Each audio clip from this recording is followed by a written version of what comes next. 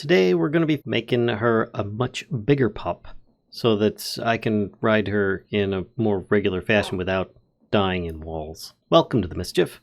I'm Valen, and this is Zoe Pug. Rustic Waters II.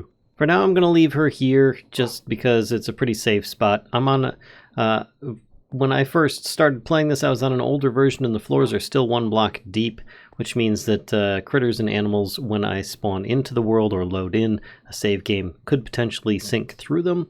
But more recent versions of the game do not have that problem. So if you're playing on something a little bit more recent, then you don't need to worry about it. But anyway, she's going to stay there. And I have a lot to cover today. We'll see how far we can get through. I am now on version 1.13. I did have to change around my quests and resubmit everything due to some kind of bug that was causing my quest progress to no longer be saved, but it has since been remedied.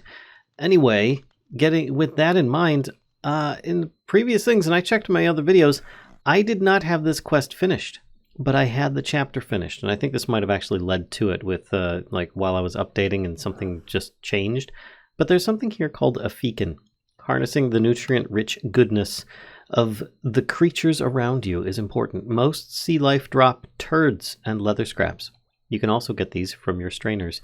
The Feacon is a placeable block that can assist you for quick trips to the ocean floor. Because of its soft and porous composition, it can't handle pressures below Y100, but you can place it down in your hub and high-five it whenever you need to burst night vision and water breathing. Oh, and we get the 1 probe? I thought we already had that. Either way, we need to make one of these things, which is a bit of fish turd and any number of coral blocks in here, but it looks like they all need to be the same color. And voila, we have the Feacon, which completes that chapter officially again. I don't know what the deal is. I'm going to try doing a naughty and placing it on the crafting table. It worked. Yeah, that was a lovely sound. Yeah. Lovely. So I guess Farticus has returned. Anyway, I now have 5 minutes of night vision and water breathing. Oh wait, the water breathing is only 3 minutes. Still, it seems to be free. That's actually really good. I enchanted my armor up, by the way, just really briefly. A little bit, nothing really fancy. I did get protection 4 on the legs of Ra, which is great. Alright, with the Feacon out of the way, we're going to continue on with another quest line, and this entire chapter's done. But as I said before, we are going to go with the Friend Indeed chapter and see about progressing with an Arboreal Extractor a bit. Some trees provide more sap than others. Spruce and dark oak provide the most. Resin has many uses in this adventure. The first being as a food-grade adhesive used in higher-tier dog bones. Arboreal extractors work by being placed against the bottom of a tree. It will slowly suck the sap from within the log. And this cute emoji. Okay, you can speed up this process by supplying the Arboreal extractor with Phytogrow in its UI. I think you might normally be able to use bone meal as well. I don't know if it's a requirement to use Phytogrow in this mod pack, but I guess we'll see. Arboreal extractor. Alright, that's just iron, glass, wood, and a little bit of redstone wire. Then we move on to making the Arboreal extractor itself. That should complete that quest, and I get some spruce saplings straight away. And in fact, I may end up getting more than 1 Arboreal extractor. I don't see why not, since I've got 2 spruce saplings. As this is the machinery area, and I seem to have this kind of blank space over here. This is where I was just harvesting the cocoa beans, which, by the way, is just really easy to do by just running a little bit. If I put down some spruce saplings here, they should grow okay. I guess I could probably do 2 of them next to each other if I do a 2x2, but I don't think that this is a big enough space for that. I don't think it's tall enough. I should be able to at least get a couple of trees out here, so let me go get some dirt. A couple of these here, and then if I run a little bit, there we go. Boy, I'm just getting pushed around a little bit. Now to take these Arboreal extractors, and you know that they're working when you place them down and that lights up. Otherwise, they're just going to be like dark like this one. So let's put this one down as well. I think I should be okay removing this bottom layer of tree leaves. And already you can see that there's 100 millibuckets of resin in here. So let's try that whole theory of a bit of bone meal and see if that works. If it does, I'll definitely want to do that instead. Yep, seems to work, but that's not the way that this says to go. It says that I need Phytogrow. which is a little turd, a little sugar, and a little sand. And there we have it, 2 stacks of Fight Grow. Quest completed. And I'm going to take this out, and I might as well put these right in here, and that should probably speed things along so it gets a lot more results. This one's already got 325. 200. Yeah, you can see just the bone meal itself has already increased this stuff. Next up is Whistle Command Stand. The whistle will allow you to direct your dog where to go, what to attack, or where to stand. Your dog will have a few numbers and letters above its head. These give you information regarding its mode, hunger, and gender. The mode refers to how you want your dog to react. D is for docile, W is for wandering, A is for aggressive, B is for berserker, and T is for tactical. Making a quick whistle, this will allow me to command multiple dogs as well, not just one like Zoe. And you can see that she is set for aggressive. That's what the A is, and she's female. And I believe, is this her level, I think? While that whistle is useful, I don't actually need it at the moment. I do have a couple other doggos, though, of which we'll definitely be bringing into use once we go exploring a bit more, and you guys can see the new dogs that we have there. Couple more training treats as a reward, and we move on to the doggy food bag. The food bag allows you to carry food items for your dog. You can fill your dog's feed bowl or feed your dog by right-clicking them with the bag in hand. Oh, really? I can just give him pork chops or something, like raw meats? I was giving him those glow-in-the-dark chewies. The middle number above your dog's head represents how many hunger points the dog has. The maximum hunger points a dog can have is 120. Once the number reaches 0, the dog will begin to take damage, starving until it dies. Oh, that's so sad. So I need to get a doggy food bag, which is, a chew stick and a bunch of leather. Well, I already have chew sticks because I was giving these. Yeah, which makes them glow and stuff. So that 18 is your hunger. Okay. And we get 1 doggy food bag, which if I get pork chops, raw porkum chopums, can I give those? Yes, I can give them straight to... Oh, the number went up. Oh, are you injured? Hold on a second here. All right, so I'm mounted up right now. Looks like there's 3 hunger haunches and full health. Oh. Okay. So, do you only get fed from, like, raw meats or something? All right, well, you are now full up. 120. Okay. I'm so sorry. Oh, poor thing. Next up, this brings us to Super Treats. Super Treats are a little bit more expensive. It's the second tier of training bone. It allows you to continue training your puppers an additional 20 levels, which each one only gives me 1 skill point. But you also have to have training treats, plus some kind of seed and aluminum blend for every one of these things. Oh wow, and it has to be superheated with silver and tin, and oh my gosh. We'll have to come back to that because I think the next step that I had in mind was a big bone instead, which involves a heated blaze burner, which I should be able to get that, some of the resin that we're making, and 4 medium bones. Which, if you don't know, this is the thing that I made some of and shrunk Zoe by accident.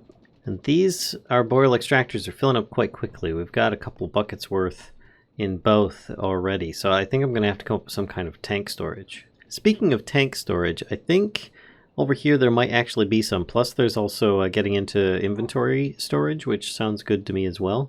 Each empty space within your... Well, hold on a second here. Each empty space within your tank holds 256 millibuckets of fluid. Your tank can have as many as 500 spaces inside. I don't think I want it that big. Fluid storage will become more important as you get into oil drilling and mass production. Fancy fluid storage will allow you to make high-capacity fluid tanks. Any factory block from chisel can be used in the frame, along with framed glass. 1 stack should do. I think I'll put the rest of this away rather than use it all up.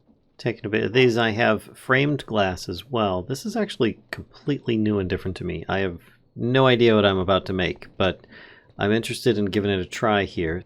Okay, I've made some kind of tank here. No idea how this is going to work, but let's refer to the quests and see if we can figure this out. Next, we need some kind of tank valve. Okay, each tank must have at least 1 fluid valve for importing and exporting. Once your tank is complete, right-click the fluid valve to form it. Oh, okay. Total space in here is just 4 blank spaces, which I have some glass here representing so I can see inside of it. And I'm kind of thinking I might have the valve just over at this end. 1 tank valve should do, and that will allow me to place it here. And then this formed it, And this is now a complete tank. It's really interesting. Oh, and it's empty. Fluid unlocked. All right. 1,024 buckets. That's a lot of buckets. I need to have a way of pumping it into this thing and out. And this says at least 1 fluid tank valve. So if I have 2, that means I can import into this as well. Which I think is something I'm going to need to do at this point. Yeah, because these are nearing their maximum capacity, and I don't really want to waste the time for that. So I'm going to make another tank valve. We're going to put it in here, and we're going to see about transporting some fluids. So I do have some fluid pipes. I've actually never used the Pipes mod pipes, but I understand that they're pretty darn good. So let's see if we can get this to work. Well, good news is it automatically connected to the Arboreal Extractor. As I've never used these before and I don't seem to have any kind of interface with it, I'm guessing I'm going to need a pipe wrench, maybe even some of these upgrades, but let's take a look. Oh, that's just some iron, no problem. And if I sneak click here, put a new one down, and see if that worked. Oh, it did. Someone in, I think. Yeah, 6.5 buckets. Okay. It hasn't taken it from this one, though. Oh, because I haven't changed this one. All right, sneak click. That goes out. So that's exporting into this. With my trusty bucket in hand, let's see what happens if I click on here. It works. And I can put it back. Oh, beautiful. Apparently resin is going to have a whole lot of uses. That being magic clay, mythical clay, marvelous clay, and of course the big bones, which I only really think I need 1 of. But as before, it can also be turned into tree oil, which is a good fuel source, and rosin, which is an okay fuel source. But let's not lose track of what we're trying to do here. I just need 4 medium bones, and I could take a bucket of resin already and mix up this stuff. So let's make up those medium bones, and then we'll work on the blaze burner. 4 medium bones in there should do, just making sure it didn't go down to the bottom. And then I need a bucket of the stuff. I don't know if I can just bucket this in, or if it needs to be piped in, but... Oh, apparently bucketing it in works. Nice. But I am missing a very important ingredient, and that's the blaze burner. So let's first make an empty blaze burner, which is made from some steel fence and steel plates. The steel plates are easy enough. The steel fence, yeah, that's not bad either. And there we have it, 1 empty blaze burner. So here's the catch. I need to go and find a blaze, or a blaze spawner, and click on it with this. If I find a blaze, excuse me, then I will basically capture the blaze in this burner. If I find a spawner, it just takes one from the spawner, and the spawner is fine. So I guess we're going off in the sea moth to go and explore in not too far of a place over here, which I think we're all very familiar with. That's right, the old nether fortress thing that I've got here. Okay, that's all right though. I don't have too much fear of it anymore because I don't need to actually do as much as I thought I did. In this case, I just need to click on a blaze with this, and then we're good. And there's one there. I don't know that I can actually reach him where I'm at. Grab this. Get in the bag. Alright, gotcha. And now I can take this and secure this location again. You can just stay there. I don't even care about you anymore. And I am back with my blaze burner. Now just to remove this underneath and put this here. And he looks very sad. We will get it so that he's raring and good to go. Just give him a little food. There we are. And then if this has the right ingredients in it, it should work. But I guess it's not. Do I only have 1? I only have 1 medium bone. Why do I only have 1 medium bone? There we go. Now I've got 7 medium bones. It shouldn't make a difference. I don't know what happened there, but there. I just keep throwing them in until it figures it out, and it gives me an output, and then I have the Embiggening bone coming out here. There we go. 1 big bone for the Zopug. Get big. Oh, you're big again. Thank goodness. That's not a quest for that, but for making Zoe big, but I consider it an achievement getting nonetheless. We've already read this, so I'm going to skip over that. This one here, you can always return to this quest page to finish quests for which you do not have the resources yet. Blaze burners must be fed furnace fuel periodically in order to keep them happy. Yep, and I got a Fire Protection 4 book. That's okay. And then if we need to superheat it, we can do blaze cakes, which requires cinder flour, which is made from netherrack. So probably a good idea to have gone to the nether. Checking on the resin, we have 17 buckets of resin. Actually, well more than that, but I'm pretty happy with this. I mean, it's very basic and simple, but I think we're going to put it to great use in the future. Now, there's something that has been bothering me, and it's not the fact that my night vision has gone away. There we go, all better. Is that my bag, while very nice and spacious, is not nice and spacious enough. Neither is my my auto pickup bag. Oh, there's the rest of that fluid pipe. So I want to upgrade these, and in order to do so, I need electrum, which is not an easy thing to make, but you can make electrum grit and such from the different silver and gold grits. And looking over here, I did get a bunch of the carvestone gold, which is great. I can turn a bunch of that into the grit. And I've got some silver, not a lot. So if I take this hammer and this silver ore, I can just make the silver grit automatically. As I was saying, straight up turn it into electrum, which I think I can do by just mixing these together. There we go, 24 electrum, that's not bad. Now I can smelt this into ingots, but in its pure state like this, the grit, if I attach it to the bolts of cloth, then I can make that electrum imbued cloth. And I'm going to want 8 of those, which is 24. Oh, wow. So I have exactly enough for what I need. No mistakes must be made. So regarding those cloth bolts, as much as I could just like hand make them with the old spinning wheel and such, I think I'm going to try and take a different route and also progress at the same time. And by that, I mean we're going into the thermal energistics chapter. The routine maintenance on Caladan's recon fleet was extensive. Logs show that Liberty was in perfect operational condition. Its tragic malfunction over the skies of Earth seems suspicious. Was trouble lurking in the shadows? Well, hopefully we'll find out. But I was planning on going down here because I need a multi-servo press. I also would like a pulverizer because then I can start making my own grits without needing to have the raw ores for it. So I figured this is a really good way to go, and it starts us off with a blast chiller, which is actually probably one of the more challenging things to make compared to the ones after it. Requires Invar gears, redstone flux coils, some glass, packed ice, and a machine frame. Now, funny thing, I have some extra machine frames. I'm going to grab those now. This is like my parts storage. These are like my different machine blocks and stuff, and I've got all these different upgrade things and so on. So I should already have most of these ready, except for the Invar gears, which, there we go, I need 2 of those ones. Combining that with everything else, we get ourselves a blast chiller, which does complete that quest. Creating Certus quartz will require a multi-machine setup. It is recommended you plan to automate the many steps of this process. Ooh, and a thermopedia. I'm going to grab that.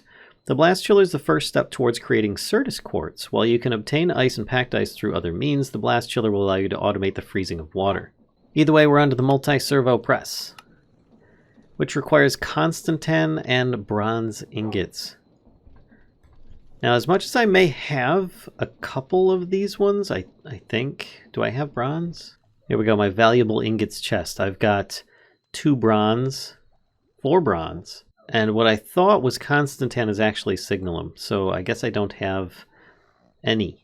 Strangely enough, just making those copper gears, I already had everything in my project table, which it's absolutely wonderful to have that even as an option already. So if I put this down here, that is my alternator. It should automatically be getting power. It did for the little bit that was there. And just to keep the stress off the main system, I have an on-off switch over here with a clutch so that I can just turn it off. And this should be powering it up. Yep, there we go. Doesn't use much power either. To make bronze is going to require aluminium and tin. So I have found an issue. I can take crushed aluminum ore and I can make aluminium grit, but I can't put aluminium ingots in the pulverizer. So that would be an issue if I didn't already have a whole bunch of stuff over here. And just to help this grind a little bit more efficiently, I'm putting some flint in there, which might give me some offshoots or off product, byproduct, maybe not. Okay, well, still, I am getting the aluminium grit. Tossing them in, I think. Oh, it does work. All right, good. I get bronze blend because there's so many different versions of like aluminium, aluminum, tin, and stuff like that. You already saw that there was a slight incompatibility. It's very difficult to find this kind of stuff in a pack. But nonetheless, I should be able to combine both the aluminium and the tin to make bronze easy enough. I'm going to make a pretty good amount of it. And by that I mean like maybe a half a stack to a stack. And that should take care of the bronze ingots. But I am going to need some Constantan gears. Constantan apparently is made from copper grit and some either nickel, crushed nickel, or nickel dust. Interesting. Now in this case, the copper is actually done different. Instead of grabbing the crushed copper ore to grind it up, like the previous one, I have to actually use ingots to get the, the grit and dust. It's kind of weird, but maybe this is like intentional. Tossing in the copper and the crushed nickel. Then heating this, yep, it should be making that Constantan blend that I need. Yep, there we go. 2 Constantan gears. Okay, that was a little bit of a fun thing to work with. I'm going to need a block of iron, redstone flux coil, machine frame. The rest of it's all easy. 1 machine frame since I used 1 already, or 2 I should say. Then combine this to make the multi-servo press. Lovely. I collect the pulverizer and I should, let's put this in my regular inventory, be able to complete both of those. Oh, and I get a free packing die. Nice. Multi-servo press will compact items. It also provides a self-contained source of diamonds if you have enough ingenuity. Applied Energistics is a mod that allows you to store massive quantities of items and fluids in an organized manner. The machines used in this process require powerful crystals called Certus quartz. This can't be found on this planet, but using the thermal series of machines, you can combine the crystal's core elements to craft Certus quartz. And the pulverizer grinds materials into other components. It will turn most ores into dust. In this process, it will assist in grinding your packed ice into crushed ice for use in creating Certus quartz. And I get a free hardened integral component. Nice. That'll it increases the power use, but it also definitely increases the speed with which it works by 2 times. So remember those Constantan plates? I need a packing die in order to make that wool that I've been wanting. I'm going to need some more Constantan and Invar plates around a piece of wood in order to make that. Finally, I get 1 packing die. Alright, now to go set up this multi-servo press and see about making my wool dreams come true. So this thing's powering up. It's got a packing die in a 2x2. So if I put in a stack of string, that we get white wool just like that. Oh, how fast is that in comparison to just like standing at that box and processing things? Oh, it's so much better. So after all that, I realized that the bolt of linen cloth is not made with wool but with string, so I didn't even need that to begin with. But I do have wool now that I can use for all sorts of other things in the future, maybe even a spacesuit. But for now I don't really need it. Oh man, talk about oopses. Regardless, though, I am going to toss in all of the Electrum grit and all of my linen bolts, which I'm going to throw across the room on the floor. My aim with this is terrible. There we go, and that should come out, not with Constantan. There we go, Electrum imbued cloth. Nice. And I just need a couple pieces of leather for each one, so let me go grab those while that's mixing. 8 Electrum imbued cloth. Beautiful. And because my 1 backpack is already empty, that would be this one here. Yeah, I'm only going to upgrade this one on the camera because the other one I'm going to have to empty out completely before I upgrade it. I don't want to mess it up, you know, and lose all the contents inside. Which backpack did that just grab? Okay, just making sure it was the right backpack. There we go. 1 rare backpack, and it is... Oh! It's mahusive. It doubled. Okay, that's really, really good. And with Signalum, we could make it even bigger if we wanted. But that's a whole nother day. I think that we've done quite enough for today. So with Zoe back to her old self and no longer miniature size, I should be able to travel with her a little bit easier, as well as our other pet companions that I have trained up to her level. And I think that we might progress on with a lot more quests in the future. Plus, I've been kind of itching to try out some of those dungeons. I know that I've been dying really a lot on some of the other stuff, but even at the current difficulty level, I feel it's time that I should at least explore one of them. Now, if you guys have been enjoying this video series, please be sure to give a like, comment, subscribe, and as always, be sure to come visit us on Twitch. Click the notification bell, and if you enjoy our content, please feel free to click one of the images on the screen now.